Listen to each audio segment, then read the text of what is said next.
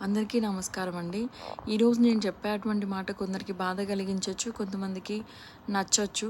కానీ బాధ కలిగిన వాళ్ళు నన్ను తిట్టుకోకండి, నచ్చిన వాళ్ళు మెచ్చుకోవాలని నేను అనట్లేదు. ఒక చిన్న మార్పుని నేను కోరుకుంటున్నాను. అదే ఏంటి అని అంటే, ఈ మధ్య ఎక్కువగా వినబడుతున్న మాట డబ్బుంటేనే, డబ్బుంటేనే, డబ్బుంటేనే, డబ్బుంటేనే గౌరవం, డబ్బుంటేనే మర్యాద, డబ్బుంటేనే ప్రేమలు, డబ్బుంటేనే ఏదైనా అనేటువంటి పరిస్థితిలోనికి అందరం వెళ్ళిపోతున్నాము. కానీ ఎదురవుతున్నటువంటి పరిస్థితులే కానీ, జరుగుచున్నటువంటి మార్పులే కానీ, జరుగుచున్నటువంటి యుద్ధాలే కానీ, ఏదైనా ఒక సంభవం జరుగుతోంది, ఏదైనా మన ఇంట్లో ఒక అబ్నార్మల్ థింగ్ జరుగుతోంది అని అంటే దాని వెనుక డబ్బే కారణం అవుతుందా? మన మనసులో ఉన్నటువంటి కనిపించినటువంటి కోపం, పగ, ఈర్ష్య ఇవి కారణమవుతున్నాయా?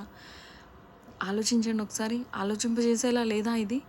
ఒకసారి ఆలోచించండి. ఎవరికీ అవసరం లేకపోవచ్చు మన బాధ ఏంటో, కానీ డబ్బు అని తీసుకొస్తున్నటువంటి ప్రతి వ్యక్తికి కూడా ప్రేమ ఉంటుంది, కోపం ఉంటుంది, బాధ్యతలు ఉంటాయి, ప్రతిదీ ఉంటాయి.